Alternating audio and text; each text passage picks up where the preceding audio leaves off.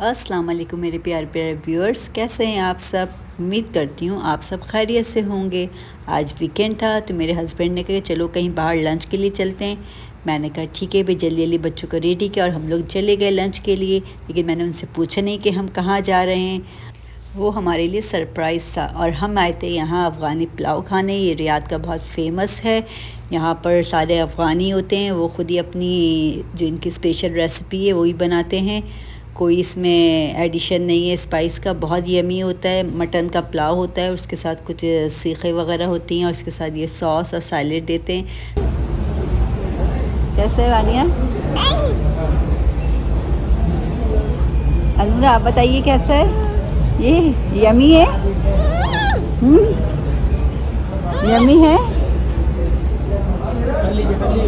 ईट कर लीजिए, आप ईट कर लीजिए। यमी है, हैं? आप ईट कर रही है।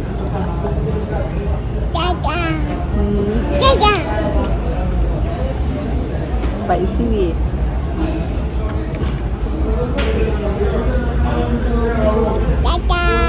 जाइए आप पापा के पास जाके बैठिए।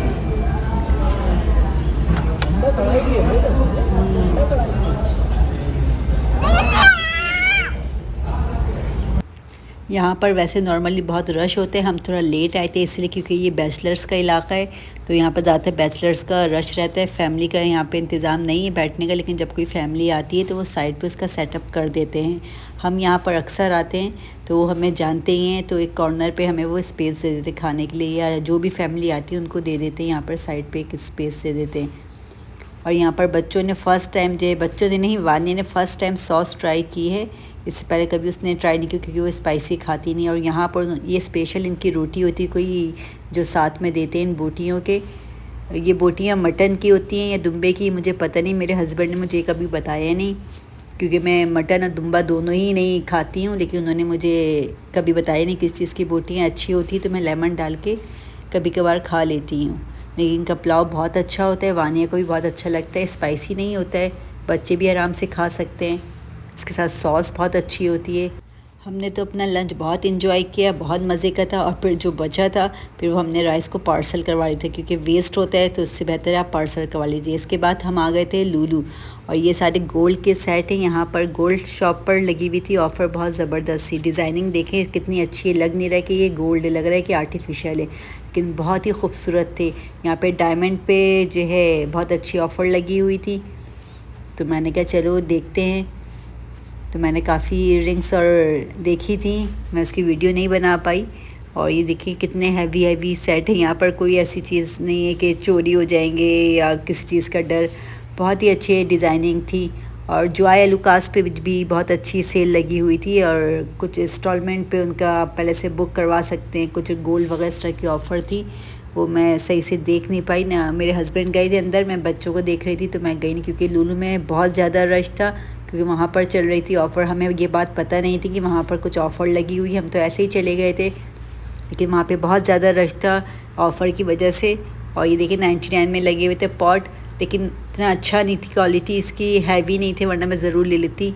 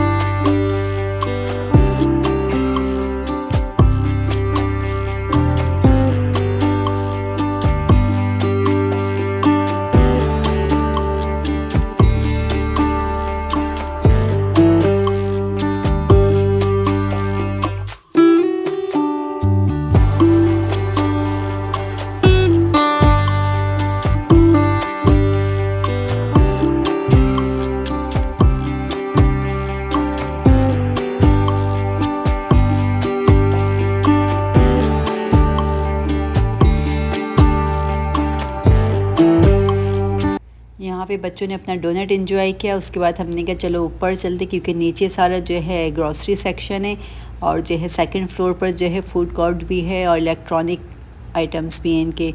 तो हमें लेना था एसी, तो हमने ऊपर चल के देखते हैं कि शायद वहाँ पर रश कम हो तो हम एसी वगैरह देख लें। लेकिन जब हम ऊपर आए तो ऊपर भी इतना ही ज़्यादा रश था, मतलब आज लग रहा था कि पूरा रियाद जो वो आया हुआ है यहाँ इसी लुलु में। इतना ज़्यादा हर जगह रश, कुछ समझ ही नहीं आ रहा था कि किधर जाएं, क्या लें या क्या ना लें। इसके बाद हम याली लुलु में एंटर हुए तो यहाँ पर जो बहुत अच्छी ये बच्चों की बाइसिकल पे ऑफ़र लगी हुई थी, और जो ये मैट्स पे बहुत अच्छी, लेकिन मैट्स थोड़े पतले थे, वरना मैंने कहा था मैं ले लूँगी, लेकिन क्योंकि टाइल्स थे घर में तो फिर इसके ऊपर स्लिप होते, इतने अच्छे वाले नहीं थे। लेकिन इलेक्ट्रॉनिक भी बहुत अच्छी सेल लगी हुई थी। यहाँ पर देखिए फ्रिज कितने अच्छे लगे हुए हैं, कितनी अच्छी ऑफ़र में।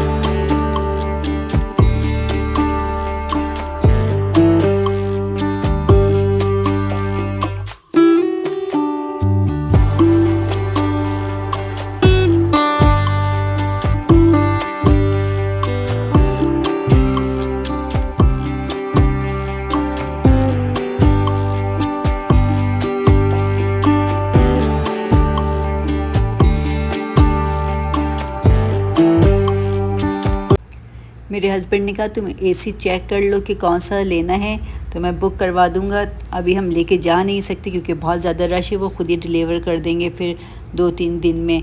तो मैंने कहा ठीक है। यहाँ पर ओवन पे भी बहुत अच्छी ऑफ़र लगी हुई थी।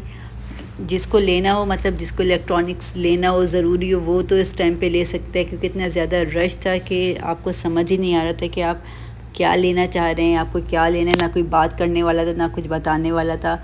इलेक्ट्रॉनिक मशीन पे बहुत अच्छी ऑफ़र लगी थी। मुझे ये डबल डोर फ्रिज बहुत अच्छे लगे हुए मिले। पाकिस्तान में जो है इन्वर्टर जो आजकल चल रहे हैं हायर के, वो मेरे ख़्याल से 3 लाख या 4 लाख के हैं। तो यहाँ पर कंपैरिजन प्राइस के मुझे पता नहीं कि यहाँ ज़्यादा महंगे कि वहाँ ज़्यादा महंगे, फिर कंपनी का भी फ़र्क होता है। लेकिन यहाँ पे चीज़ें क्वालिटी बहुत अच्छी होती है। इतनी जल्दी इलेक्ट्रॉनिक चाइना का भी हो तो वो इतनी जल्दी ख़राब नहीं होता है, क्योंकि यहाँ लाइट वगैरह इतना जाती नहीं है, इतना क्या जाती ही नहीं है बिल्कुल भी। तो चीज़ें जो है वो ख़राब नहीं होती। चाइना की चीज़ें ही बहुत अच्छी चलती हैं यहाँ पर। यहाँ क्रॉकरी वगैरह पे, शो पीस पे बहुत अच्छी ऑफ़र लगी हुई थी। दिल तो चाह रहा था कि ले लूँ, लेकिन मैंने जब रश देखा कि काउंटर पे इतना ज़्यादा रश है, फिर मेरे हस्बैंड ने भी कह दिया था कि कोई चीज़ लेना नहीं, सिर्फ देख लो, क्योंकि बहुत ज़्यादा रश है। हम इतने घंटे जो है लाइन में खड़े नहीं हो सकते हैं, क्योंकि बहुत ज़्यादा, एक तो वीकेंड था, क्योंकि सबकी छुट्टी थी, तो बहुत ज़्यादा रश था। उसके बाद यहाँ पर बच्चों के लिए हो रहा था कुछ गेम्स वगैरह थे, तो यहाँ पे बच्चे शायद ब्लॉक्स वगैरह थे, इसमें कुछ गेम्स वगैरह था, म्यूज़िक भी चल रही थी, और कुछ बच्चे विनर भी हुए थे तो उनको भी प्राइज़ दे रहे थे। हमने स्टार्टिंग से देखा नहीं, तो हमें पता नहीं कि क्या गेम था, कुछ समझ में भी नहीं आ रहा था, और इतना लाउड म्यूज़िक था कि उससे और सर में दर्द हो रहा था। ये जो बच्चे शायद खड़े हुए, ये सारे विनर हुए हैं। फ्री था, कोई टिकट वगैरह नहीं था इसका। इसके बाद हमने कहा चलो कहीं और चलते हैं, देखते हैं। फिर हम आ गए, हमने चलो कुछ खा लेते हैं, तो हम आ गए इधर गोलगंडे के साइड पर आ गए। पहले मूड था हमारा गोलगप्पे खाने का, लेकिन जब हमने इधर आसपास देखा तो कहीं पे भी कोई स्पेस नहीं था जहां आप बैठ सकें और खा सकें।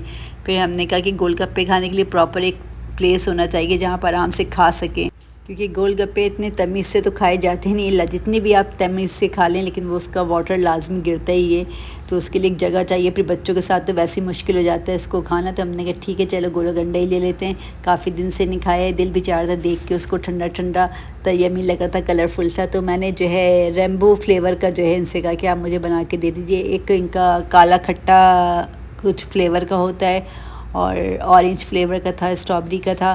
काला खट्टा वाला बहुत ज़्यादा स्पाइसी होता है, इसमें शायद कुछ मसाला वसाला डालते हैं ये लोग। तो मैंने कहा नहीं वो नहीं, आप मुझे रेम्बो फ्लेवर का बना दीजिए। फिर उन्होंने मुझे रेम्बो फ्लेवर का बना के दिया, बहुत मज़े का था।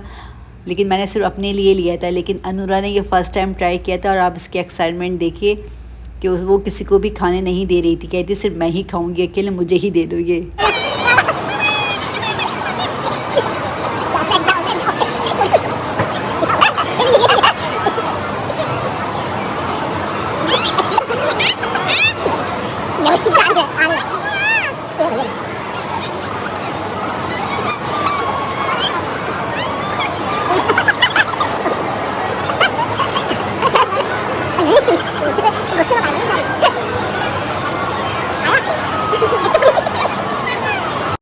इसको ठंडा भी लग रहा था लेकिन बहुत मज़ा भी आ रहा था इसको खाने में कि वानिया को भी खाने नहीं दे रही थी।